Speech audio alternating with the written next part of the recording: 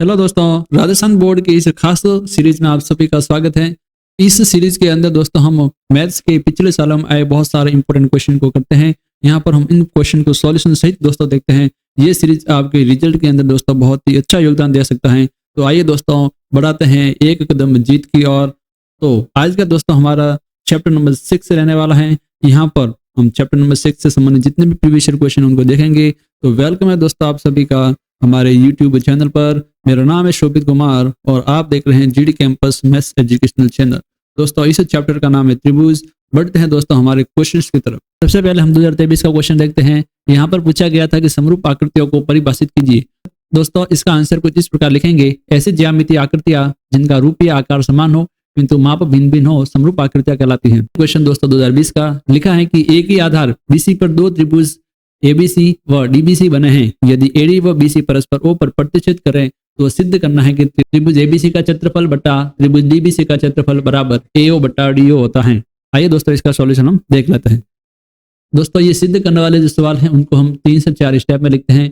पहला हमेशा हम दिया गया है उसको लिखेंगे। दूसरा जो भी सिद्ध करना है उसको हम लिखते हैं।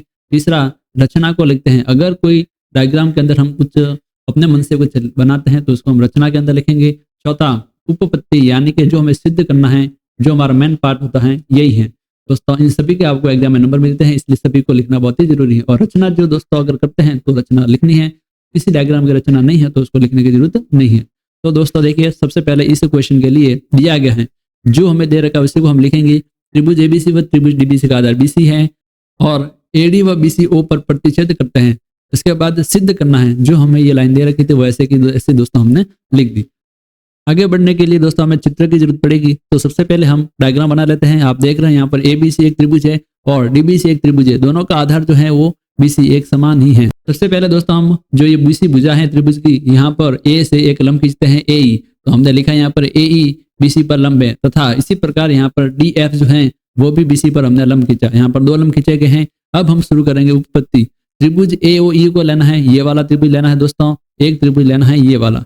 अगर आप ध्यान से देखें इन दोनों त्रिभुजों को सबसे पहले अब हमें सर्वांग सम दिखाना है। तो इसके लिए हम क्या करेंगे, एक तो दोनों के अंदर ये 90-90 डिग्री है तो हमने लिखा कोण एओई बराबर कोण डीएफओ प्रत्येक 90 डिग्री है। दूसरा कोण आप देख रहे हैं कि ये दोस्तों कोण और ये वाला कोण आमने सामने वाले कोण जो होते हैं बराबर होते हैं क्योंकि ये शीर्षाभिमुख कोण होते हैं। तो इनको भी हमने लिख दिया कोण एओई बराबर कोण डीयूएफ। अब दोस्तों यहाँ पर देख रहे हैं कि 2 संगत कोण बराबर हैं। इसका मतलब यहाँ पर ए समरूपता नियम लगेगा। हम जानते हैं दोस्तों कि 2 त्रिभुजों के 2 संगत कोण बराबर हैं तो तीसरे को निकालने की जरूरत नहीं होती। वहां पर ए समरूपता नियम आराम से लग जाता है। इस नियम के अनुसार दोनों के दोनों त्रिभुज जो है वो दोस्तों समरूप हो जाते हैं। तो हमने लिख दिया यहाँ पर त्रिभुज एओई और त्रिभुज डीओएफ जो है दोस्तों समरूप हो गए। अब समरूप हो गए तो हम जानते हैं कि उनके संगत भुजाओं का अनुपात बराबर होगा। इसलिए यहाँ पर हम एई बट्टा डीएफ बराबर एओ बट्टा डीओ लिख सकते हैं। यहाँ पर देखिए एई है तो एई के संगत जो है दोस्तों वो डीएफ होगी। अगर हम एओ लेते हैं तो एओ के संगत यहाँ पर डीओ हो जाएगा। तो इसलिए हमने यहाँ पर लिखा एई बट्टा डीएफ बराबर एओ बट्टा डीओ। इसको हम समीकरण 1 देते हैं। अब हमें जो ज्ञात करना है वहां पर आ जाते हैं। त्रिभुज एबीसी का क्षेत्रफल बट्टा में त्रिभुज डीबीसी का क्षेत्रफल। हम जानते हैं किसी भी त्रिभुज का क्षेत्रफल 1/2 इंटू आधार इंटू ऊंचाई होता है। इसलिए इसका हम क्षेत्रफल लिखेंगे 1/2। इसका आधार है बीसी और इसकी ऊंचाई जो है दोस्तों एई है बट्टा में। इसी प्रकार यहाँ पर इसका आधार बीसी है और इसका जो लंब है वो यानी कि ऊंचाई जो है दोस्तों डीएफ है। 1/2 से 1/2 काटेंगे बीसी से बीसी। यहाँ पर पीछे दोस्तों ये बच जाएगा एई बटा डीएफ। फिर यहाँ पर समीकरण 1 ये थी और समीकरण 2 ये है। अब दोस्तों हमें जो सिद्ध करना है वहां पर एई बटा डीएफ की जगह कुछ और आ रहा है। तो समीकरण 1 को देखिए आप, एई बटा डीएफ की जगह हम एओ बटा डीओ लिख सकते हैं। इसलिए समीकरण 1 व 2 का उपयोग करके हमने ये आसानी से लिख दिया। तो हम क्या करेंगे, समीकरण 1 के उपयोग से यहाँ पर एई बटा डीएफ की जगह एओ बटा डीओ लिखेंगे। इस प्रकार दोस्तों हमारा आंसर आ जाएगा। जब हमने पूरा सिद्ध कर लिया है तो लास्ट में दोस्तों हमेशा ये लाइन लिखेंगे इति सिद्धम। आगे बढ़ते हैं दोस्तों क्वेश्चन नंबर 3 2018 का ये सवाल है दोस्तों। दी गई आकृति में यदि OP इंटू OQ बराबर OR इंटू OS है तो दर्शाइए कि कौन OPS बराबर कौन ORQ व कौन OQR बराबर कौन OSP। सबसे पहले दोस्तों हमें ये दोनों त्रिभुज दिख रहे हैं, एक छोटा एक बड़ा, दोनों को समरूप दिखा देते हैं। इसके बाद दोस्तों इनके संगत कोण आराम से बराबर हो जाएंगे। तो सबसे पहले दोस्तों हमें दिया गया है वो लिख देते हैं। जो हमें सिद्ध करना है ये लाइन लिख देते हैं। इसके बाद रचना की कोई जरूरत नहीं तो रचना नहीं लिखेंगे। उपपत्ति में आ जाता है डायरेक्ट दोस्तों। यहाँ पर इस छोटे वाले त्रिभुज का नाम लिख देते हैं OPS और इस बड़े वाले त्रिभुज का नाम लिख देते हैं ORQ। इन दोनों त्रिभुजों में सबसे पहले जो हमें दे रखा है उस लाइन को लिखते हैं OP इंटू OQ बराबर OR इंटू OS। अब इसको थोड़ा व्यवस्थित करते हैं, ये जो गुणा में OQ लिखा है इसको तो इधर भेजते हैं और ये गुणा में इधर OR लिखा है इसको इधर भेजते हैं। तो इस प्रकार ये बनेगा OP बटा OR बराबर OS बटा OQ। तो दोस्तों अगर आप ध्यान से देखें तो ये लाइन क्या कह रही है कि संगत भुजाओं का जो अनुपात है वो बराबर आ रहा है। फिर इसके बाद यहाँ पर ये दोनों के दोनों दोस्तों शीर्षाभिमुख कौन है, ये वाला और ये वाला, तो POS व कौन ROS ये भी आपस में बराबर हो जाएंगे। तो अगर हम ध्यान से देखें तो दो संगत भुजाओं का अनुपात बराबर है और उनके बीच वाला कौन बराबर है। यहाँ पर हमें पता है कि ऐसे ऐसा नियम लगेगा तो हम लिखेंगे ऐसे ऐसे समरूपता गुणधर्म से दोनों के दोनों त्रिभुज जो है वो समरूप हो जाएंगे। इसलिए हमने लिखा यहाँ पर त्रिभुज OPS समरूप हो गया त्रिभुज ORQ की। अब जब दो त्रिभुज समरूप हैं तो उनके संगत कोण दोस्तों बराबर होते हैं। आप चित्र में दोस्तों देखिए OPS P जो है P की संगत यहाँ पर R है, इसलिए हम लिखेंगे OPS बराबर कोण ORQ। इसी प्रकार OQR जो होगा OSP के बराबर हो जाएगा, क्योंकि हमने लिख दिया साफ साफ समरूप त्रिभुज के संगत कोण दोस्तों बराबर होता है। जब हमने सिद्ध कर लिया तो लास्ट में हम इति सिद्धम लिख सकते हैं। नेक्स्ट दोस्तों आगे बढ़ते हैं 2016-2018 में दोस्तों इस वाला आया हुआ है। यदि एक चतुर्भुज ABCD के विकर्ण परस्पर O पर इस प्रकार प्रतिशत करते हैं कि OA बटा BO बराबर CO बटा DO, तो सिद्ध कीजिए कि ABCD एक समलंब चतुर्भुज है। दोस्तों इसका हल हमें 3 से 4 स्टेप में लिखना पड़ेगा। सबसे पहले हम लिख देते दिया गया है, हमें दे रखा है कि चतुर्भुज ABCD में AO बटा BO बराबर CO बटा DO है। उसके बाद जो सिद्ध करना है ABCD एक समलंब चतुर्भुज है। अब समलंब चतुर्भुज है दोस्तों, इसको हम सिद्ध कैसे कर सकते हैं। हमें पता है कि समलंब चतुर्भुज की परिभाषा क्या कहती है, कोई भी ऐसा चतुर्भुज जिसके आमने सामने की भुजा का एक युग्म है अगर समांतर हो जाता है तो वो समलंब हो जाता है। तो यहाँ पर हमें दिख रहा है ABCD एक चतुर्भुज है, अगर ये भुजा और ये भुजा दोनों को मैं समांतर दिखा दूं तो दोस्तों ये चतुर्भुज आराम से समलंब चतुर्भुज हो जाएगा। इसके लिए दोस्तों हम क्या करेंगे, सबसे पहले O से जो है एक रेखा खींचेंगे OE जो रेखा है दोस्तों AB के समांतर होगी। ये OE हमने AB के समांतर एक रेखा खींची, इसको हमने साफ साफ लिख दिया। ये दोस्तों इस चतुर्भुज के दोनों को विकर्ण को भी हमने मिला दिया, A C को मिला दिया और B D को मिला दिया। अब उपपत्ति देखते हैं, हमें जो दे रखा है वहां से शुरुआत करते हैं AO बटा BO बराबर CO बटा DO। हमने लिख दिया साफ साफ कोष्टक में कि ये दे रखा है। अब त्रिभुज ABC में आ जाइए, OE जो है AB के समांतर है दोस्तों, ये रचना से हमने लिखा है OE और AB समांतर है। ये आपको ABC त्रिभुज दिख रहा है, यहाँ पर OE जो है AB के समांतर दिख रहा है। अब दोस्तों यहाँ पर थेल्स में लगेगी, हमें पता है कोई भी अगर एक रेखा तीसरी भुजा के समांतर है तो बाकी की दोनों भुजाएं जो है एक ही अनुपात में विभाजित होती है। ये थेल्स में का कथन है। तो यहाँ पर आप देख सकते हैं CO जो है बट्टा में AO बराबर इस त्रिभुज की ये जो भुजा है CE बट्टा में EB होना चाहिए। तो यहाँ पर हम लिखेंगे CO बट्टा OA बराबर CE बट्टा EB। ये आधारभूत अनुपातिकता प्रमेय से हम लिखेंगे। आधारभूत अनुपातिकता बोलो दोस्तों, या आधारभूत समानुपातिकता बोलो या फिर थेल्स में बोलो, तीनों का मतलब तीनों का नाम एक ही है। अब दोस्तों हमें यहाँ पर पहले समीकरण के अंदर CO बट्टा DO दे रखा है, तो दूसरे समीकरण में यहाँ पर CO बट्टा OA है। तो पहले समीकरण से ही हम CO बट्टा AO आराम से निकाल सकते हैं। आप देख रहे हैं ये रहा AO को नीचे लेकर आएंगे तो CO बट्टा AO का मान आराम से आ सकता है। तो समीकरण 1 से पहले इसका मान निकाल देते हैं। समीकरण 1 से आप देख सकते हैं CO बट्टा AO बराबर दोस्तों DO बट्टा BO हो जाएगा। अब यहाँ पर CO बट्टा जो AO का मान आया समीकरण 3 में, ये हम समीकरण 2 के अंदर रख देते हैं। अब हम जब रखेंगे 3 से 2 में तो कुछ इस प्रकार का हमें मिलेगा, DO बट्टा BO बराबर ये जो है CE बट्टा EB ऐसे का ऐसे। अब आप इस त्रिभुज में देखिए दोस्तों, ये रहा DO बट्टा में ये रहा BO बराबर CE बट्टा EB, ये रहा दोस्तों CE और ये रहा दोस्तों EB। यानी कि दोस्तों इस त्रिभुज की बात हो रही है। यहाँ पर इस त्रिभुज की जो है दोस्तों भुजाओं का अनुपात यहाँ पर बराबर आ रहा है। इसका मतलब ये दोस्तों भुजाओं का अनुपात तभी बराबर आ सकता है जब हम थेल्स प्रमेय का विलोम यहाँ पर लगाए।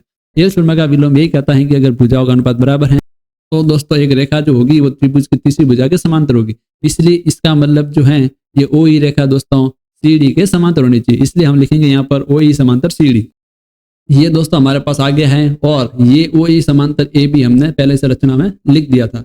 आप देख सकते हैं OE जो है CD के भी समांतर हैं, OE AB के भी समांतर। कोई भी एक रेखा जो है दोनों के समांतर है, इसका मतलब ये दोनों भी आपस में दोस्तों समांतर होगी। इसलिए हम लिखेंगे CD और AB भी आपस में समांतर है। तो अब आप चित्र में देखिए CD और AB तो दोस्तों आमने सामने की भुजा हैं। इसका मतलब दोस्तों ABCD एक समलंब चतुर्भुज होगा। तो हमारा ये आंसर आ गया है और लास्ट में हम लिख देंगे दोस्तों इति सिद्धम। आगे बढ़ते हैं दोस्तों क्वेश्चन नंबर 5। दी गई आकृति में QA तथा PB AB पर लंब है। यदि AB बराबर 16 सेमी, OQ बराबर 5√13 सेमी, OP बराबर 3√13 सेमी, तो AO और BO के मान ज्ञात कीजिए। ये रहा दोस्तों AO और ये रहा दोस्तों BO, इन दोनों के हमें मान ज्ञात करना है। सबसे पहले हम OB को एक x सेंटीमीटर मान लेते हैं दोस्तों। जब हमने OB को मान लिया x, हमें पूरी की पूरी AB की लंबाई यहाँ से यहाँ तक दे रखी है, तो OA जो है दोस्तों हमारे पास 16 माइनस x हो जाएगी। ये हमें दे रखी है 5√13 और ये हमें दे रखी है 3√13। अब दोस्तों ये हम क्या करेंगे, इन दोनों त्रिभुजों को समरूप सिद्ध कर लेते हैं। तो इसके बाद हम क्या करेंगे, दोनों की संगत भुजाओं का अनुपात बराबर हो जाएगा। यहाँ से हम x के मान आराम से निकाल सकते हैं। तो एक त्रिभुज ये रहा, एक त्रिभुज ये रहा, दोनों को सबसे पहले लिखेंगे त्रिभुज OAQ व त्रिभुज OBP में। आप देख सकते हैं कैसे सिद्ध करेंगे। तो यहाँ पर एक 90 डिग्री है, यहाँ भी 90 डिग्री है, तो कोण A बराबर कोण B प्रत्येक 90 डिग्री है, इस कारण ये बराबर है। फिर यहाँ पर दोनों के दोनों जो रेखाएं प्रतिच्छेद कर रही हैं, इसलिए कोण AOQ बराबर कोण BOP दोनों के दोनों बराबर इसलिए हैं क्योंकि ये शीर्षाभिमुख कोण है।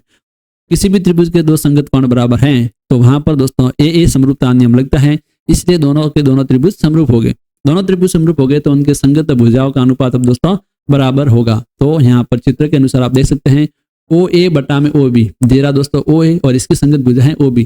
इन भुजाओं का अनुपात दूसरी जो भी संगत भुजा होगी उनके बराबर होगा। फिर दूसरी भुजा अगर OQ लेते हैं तो इसके संगत यहाँ पर OP है, ये दोनों आपस में बराबर हो जाएगी। सभी की लंबाई यहाँ पर लिख देते हैं। OA की लंबाई 16 माइनस x, OB को हमने x माना है, OQ दे रखा है 5√13, OP दे रखा है 3√13। √13 से √13 कट गया, यहाँ पर वज्र गुणा करेंगे तो ये आएगा दोस्तों। सभी x वाले एक तरफ लेकर आएंगे, -3x इधर है तो प्लस का 3, 5 + 3 दोस्तों 8x हो जाएगा। 48 में 8 का भाग देने पर यहाँ पर दोस्तों 6 आता है, यानी कि x का मान आ गया 6।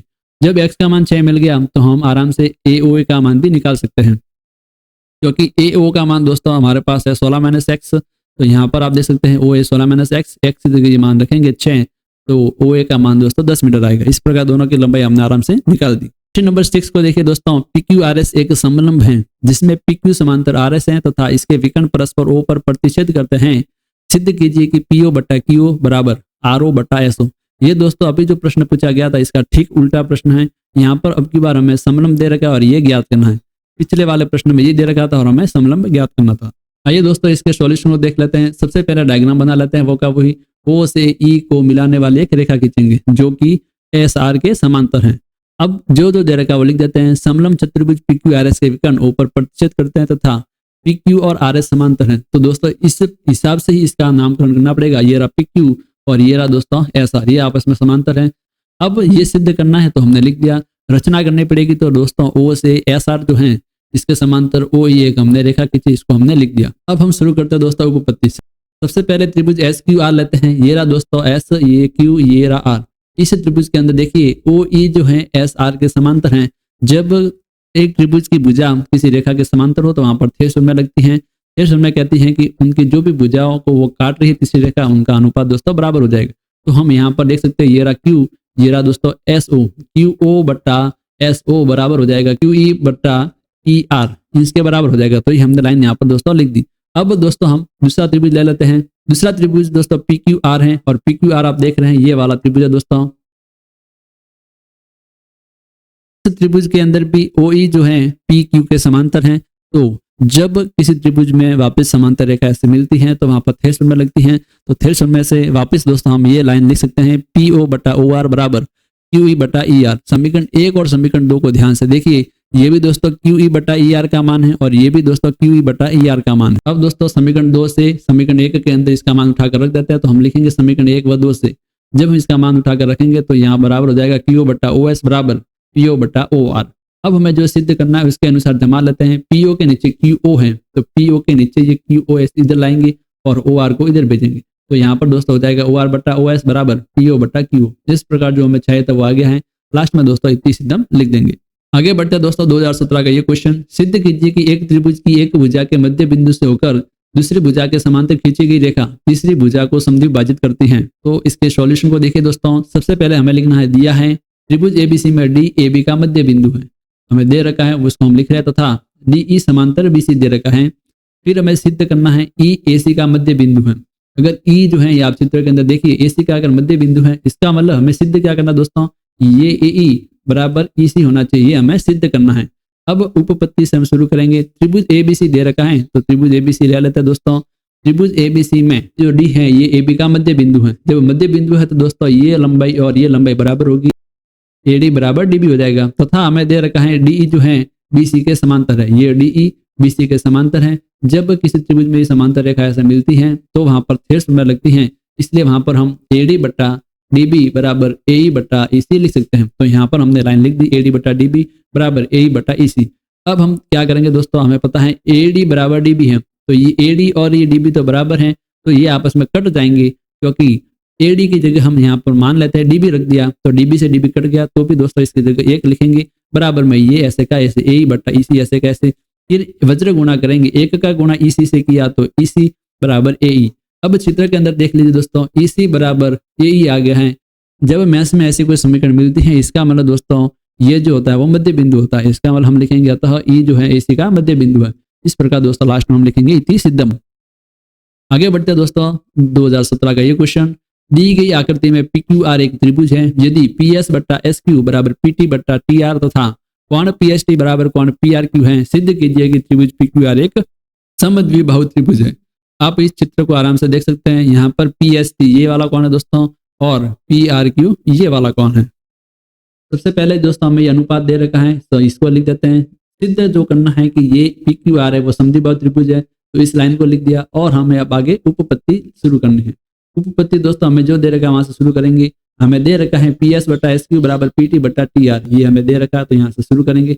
जब हमें पता है कि त्रिभुज की ऐसे भुजाओं का अनुपात ऐसे बराबर आता है, तो वहां पर थेट शून्य का विलोम लगती है, तो हम लिखेंगे थेट शून्य के विलोम से। अब आप देख सकते हैं जब त्रिभुज की ये भुजा है PS बट्टा SQ बराबर PT बट्टा TR है, ये उनका अनुपात बराबर है, तो इसका मतलब ये ST जो होगा QR के समांतर होगा, तो हम यहाँ पर लिखेंगे ST बट्टा QR। इसको हम दोस्तों समीकरण नंबर 1 ले देते हैं। दोस्तों हम एक बात जरूर जानते हैं कि किसी भी त्रिभुज के अंदर संगत कोण हमेशा बराबर होते हैं। तो यहाँ पर देखिए दोस्तों PST ये वाला कोण है, इसकी जगह दोस्तों बड़े वाले त्रिभुज में ये वाला कोण है PQR, यानी PST और PQR संगत कोण है, इसलिए दोस्तों बराबर होने चाहिए। तो हमने लाइन लिख दी दोस्तों PST बराबर कोण PQR, जबकि हमें दोस्तों दे रखा है PST बराबर PRQ है, ये हमें दोस्तों लाइन दे रखी है। तो समीकरण 2 और 3 को आप ध्यान से देखिए, ये भी दोस्तों कोण PST का मान है, ये भी दोस्तों कोण PST का मान। जब दोनों ही PST के मान है, इसका मतलब ये आपस में क्या होने चाहिए, बराबर होने चाहिए। तो इसलिए हमने लाइन लिखी कोण PQR बराबर कोण PRQ। इसका मतलब तो ये हुआ दोस्तों कि किसी त्रिभुज के 2 कोण बराबर हैं। किसी त्रिभुज के 2 कोण बराबर होने पर उनके सामने की जो भुजा है वो भी क्या होगी दोस्तों, बराबर होगी। इस कारण 2 भुजाएं बराबर आ गई हैं, अतः दोस्तों ये त्रिभुज समबाहु त्रिभुज होगा। इसलिए लास्ट में दोस्तों हम लिख देंगे इति सिद्धम। नेक्स्ट क्वेश्चन 2017 का, आकृति में DE और BC समांतर दे रखा है, EC का मान ज्ञात करना। ये रहा दोस्तों DE और ये रहा BC, दोनों समांतर हैं, तो यहाँ पर थेट्स प्रमेय लगेगी। थेट्स में कहते हैं दोस्तों कि ये AD बट्टा DB बराबर AE बट्टा EC होगा। तो DE समांतर EC है, थेट्स में से ये दोनों भुजाओं का जो अनुपात होगा वो हम यहाँ पर बराबर लिखेंगे। अब जो जो मान दे रखे वो यहाँ लिख देते हैं, 1.5 बटा में 3 बराबर 1 बटा EC। अब हम सबसे पहले वज्र गुणा करेंगे, 1.5 इंटू EC बराबर 1 इंटू 3। हमें यहाँ पर EC का मान निकालना है, 1.5 गुणा में दोस्तों इसलिए भाग में जाएगा, तो EC बराबर हो जाएगा 1 इंटू 3, तो ये 3 लिखेंगे बटा में 1.5 नीचे चला जाएगा। यहाँ से पॉइंट हटाएंगे दोस्तों, ऊपर 0 लगेगा, तो इसलिए हमने लिखा 30 बटा 15। 30 में 15 का भाग दिया तो 2, इसका मतलब EC का मान आ गया दोस्तों 2। आगे बढ़ते दोस्तों क्वेश्चन नंबर 10, दी गई आकृति में ABC एक त्रिभुज है, यदि AD बट्टा AB बराबर AE बट्टा EC, तो सिद्ध कीजिए DE समांतर BC है। AD बट्टा ये AB बराबर AE बट्टा AC है, ये दोस्तों हमें दे रखा है। लेकिन अगर ऐसा होता कि AD बट्टा DB ये वाली भुजा बट्टा ये वाली भुजा, ये वाली भुजा बट्टा ये वाली, तो थेट्स में डायरेक्ट लग जाती। लेकिन अब की बार दोस्तों ये छोटी भुजा और अब की बार बड़ी भुजा दे रखी, इसलिए दोस्तों यहाँ पर हमें मेहनत करनी थोड़ी पड़ेगी। तो क्या करते हैं दोस्तों, जो दे रखा वो लिख देते हैं, दिया गया है ये हमें सिद्ध करना है, और उपपत्ति वहीं से शुरू करेंगे जो हमें दे रखा है।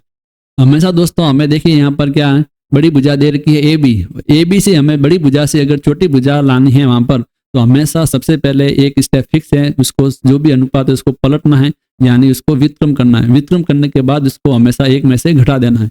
ये 2 स्टेप दोस्तों फिक्स रहता है। तो यहाँ पर हम यही काम करेंगे, सबसे पहले इस अनुपात को हम पलटेंगे। तो इधर जब पलटा लेफ्ट हैंड साइड में AD बट्टा AB की जगह हमने इसको उल्टा करके लिखा, तो AB बट्टा AD। तो यहाँ पर दोस्तों राइट हैंड साइड में भी इसको हम पलटेंगे, यानी कि AC बट्टा AE हो जाएगा। अब दूसरा काम क्या करना है, -1 जोड़ना है। इधर -1 जोड़ेंगे तो इधर भी -1 जोड़ना पड़ेगा। तब बटा में 1 लिख देते हैं, इधर बटा में 1, इधर हम AD और 1 का लसब AD। ये दोस्तों यहाँ पर हम जब सॉल्व करेंगे तो AB माइनस AD बट्टा AD हो जाएगा बराबर, इधर दोस्तों AC माइनस AE बट्टा AE हो जाएगा। अब दोस्तों चित्र के अंदर आप देखिए AB माइनस AD करना है। ये रहा दोस्तों पूरी की पूरी भुजा AB और ये रहा दोस्तों AD। पूरी भुजा में से अगर मैं छोटी वाली ये हटा दूं तो पीछे हमारे पास ये वाली भुजा बचेगी और इस भुजा का दोस्तों नाम है डीबी। तो इसलिए हमने इसकी जगह लिख दिया डीबी बट्टा में एडी। ऐसे कैसे? बराबर एसी माइनस एई करेंगे। ये वापस दोस्तों पूरी भुजा है एसी, इस में से अगर हम एई घटा लेते हैं ये वाली तो दोस्तों वापस हमारे पास ईसी बचेगी। तो हमने लिख दिया यहाँ पर ईसी, ये एई बटा में एई ऐसे का ऐसे। इस प्रकार दोस्तों अब वापस हमें क्या करना है, एक बार फिर से पलटना है दोनों तरफ। तो डीबी बट्टा एडी बराबर ईसी बट्टा एई को पलटने के बाद हमें मिलेगा एडी बट्टा डीबी बराबर एई बट्टा ईसी। अब किसी त्रिभुज के अंदर दोस्तों अगर इस तरह का भुजाओं का अनुपात बराबर आता है, ये रहा एडी बट्टा में डीबी बराबर एई बट्टा ईसी, तो वहां पर दोस्तों थेल्स प्रमेय का विलोम लगता है। फिर थेल्स प्रमेय का विलोम क्या कहेगा कि ये जो हमें रेखा दे रखी हैं ये आपस में दोस्तों समांतर है, इसलिए हम लिखेंगे डी समांतर बीसी हो जाएगा। लास्ट में लिखेंगे दोस्तों इति सिद्धम। नेक्स्ट क्वेश्चन दोस्तों 2015 का, आकृति में कोण क्यूएस व कोण आरओपी का मान ज्ञात कीजिए यदि त्रिभुज ओआरपी व त्रिभुज ओएसक्यू समरूप हैं तथा कोण पीओएस बराबर 125 डिग्री तथा कोण पीआरक्यू बराबर 70 डिग्री। ये 270 डिग्री दे रखा है और ये 125 डिग्री दे रखा है। केओएस की बात की है, केओएस दोस्तों ये वाला है और आरओपी ये वाला है दोस्तों, ये हमें ज्ञात करना है। तो दोस्तों इसका हल कुछ इस प्रकार से हम करेंगे। सबसे पहले दोस्तों हम आरओएस रेखा को देखेंगे। ये दोस्तों आरओएस रेखा है। किसी भी रेखा की एक ही ओर बने सभी कोणों का योग 180 डिग्री होता है, हम जानते हैं। तो यहाँ पर 125 दे रखा है, तो ये वाली जो कोण है आराम से निकाल सकते हैं। तो इस कोण को दोस्तों हम लिखेंगे कोण आरओपी और ये कोण दोस्तों है पीओएस बराबर 180 डिग्री हो जाएगा। इसलिए दोस्तों हमने लिखा है कोण आरओपी प्लस कोण पीओएस बराबर 180 डिग्री। इसको दोस्तों हम बोलते हैं रेखिक युग्म। अब आरओपी तो हमें निकालना है, पीओएस दे रखा है 125 डिग्री, ये ऐसे का ऐसे 125 इधर जाएगा तो माइनस 125 घटाने पर हमें 55 डिग्री मिलेगा, यानी कि कोण आरओपी का मान दोस्तों आ गया है 55 डिग्री। अब दोस्तों त्रिभुज आरओपी को देखिए, ये रहा दोस्तों त्रिभुज आरओपी। इस त्रिभुज के अंदर हमें पता है त्रिभुज के सभी कोणों का योग 180 डिग्री होता है, तो सभी कोणों को हम लिखेंगे कोण आरओपी प्लस कोण ओआरपी प्लस कोण ओपीआर, सभी का योग दोस्तों 180 के बराबर लिख दिया। जो जो हमें दे रखा है उसकी जगह मान लिख देते हैं। आरओपी अभी हमने निकाला 55, ओआरपी हमें दे रखा 70, ये दोस्तों हमें ज्ञात करना है, ये ऐसे का ऐसे 55 प्लस 70 दोस्तों 125 होते हैं, बराबर में दोस्तों ऐसे का ऐसे 125 को इधर भेजेंगे तो 180 माइनस 125 जाएगा, घटाने पर हमें 55 डिग्री मिलेगा। इस प्रकार कोण ओपीआर दोस्तों 55 डिग्री हो जाएगा। अब दोस्तों ये त्रिभुज जो है दोनों के दोनों ये हमें समरूप दे रखे हैं। त्रिभुज ओआरपी और त्रिभुज ओएसक्यू दोनों के दोनों समरूप हैं। इसका मतलब उनके संगत कोण दोस्तों बराबर होने चाहिए। तो हम लिखेंगे कोण ओकेएस बराबर कोण ओपीआर होगा। ये देख सकते हो दोस्तों कोण ओकेएस ये रहा और ये दोस्तों कोण ओपीआर। यहाँ पर दोस्तों ये दोनों के दोनों कोण संगत है, इसलिए दोस्तों बराबर होंगे। जब संगत कोण बराबर हैं, एक कोण हमारे पास आ गया है ओपीआर का मान 55 डिग्री, इसलिए दोस्तों कोण ओकेएस भी 55 डिग्री हो जाएगा। इसलिए जो हमें ज्ञात करना था वो आ गया है, कोण आरओपी ये भी 55 तथा कोण केओएस दोस्तों ये भी 55 डिग्री। नेक्स्ट क्वेश्चन दोस्तों 2013 का, यदि त्रिभुज एबीसी में डीई और बीसी समांतर हैं, एडी बराबर 1.5 सेमी, बीडी बराबर 3 सेमी, एई बराबर 1 सेमी, तो ईसी का मान ज्ञात करना है। सबसे पहले हम दोस्तों यहाँ पर त्रिभुज बना लेते हैं एबीसी। यहाँ पर दोस्तों डीई एक रेखा खींच लेते हैं, जो जो दे रखा है वो लिख देते हैं। एडी बराबर 1.5 तो इसकी जगह ये लिख दिया, एई 1 सेमी है और दोस्तों डीबी जो है वो 3 सेमी, ये सभी इसकी जगह लिख दिए। हमें दे रखा है दोस्तों कि डीई जो है बीसी के समांतर हैं, ये दोनों के दोनों समांतर हैं, तो थेल्स में दोस्तों आराम से लग जाएगी। ये बट्टा में ये बराबर ये बट्टा में ये, यानी कि एडी बट्टा डीबी बराबर एई बट्टा ईसी होगा। जो जो मान दे रखे सब लिख देते हैं। तो यहाँ पर 1.5 बट्टा 3 बराबर 1 बट्टा में ईसी नहीं दे रखा तो ईसी ऐसे का ऐसे। अब हम वज्र गुणा करेंगे तो ईसी का मान दोस्तों वापस 2 सेमी आ जाएगा। इस प्रकार दोस्तों ये चैप्टर हमारा होता है कंप्लीट। तो मिलते हैं दोस्तों ऐसे ही नेक्स्ट वीडियो के साथ, यानी कि चैप्टर नंबर 7 के साथ। तब तक एग्जाम की बहुत ही शानदार तैयारी कीजिए। धन्यवाद दोस्तों।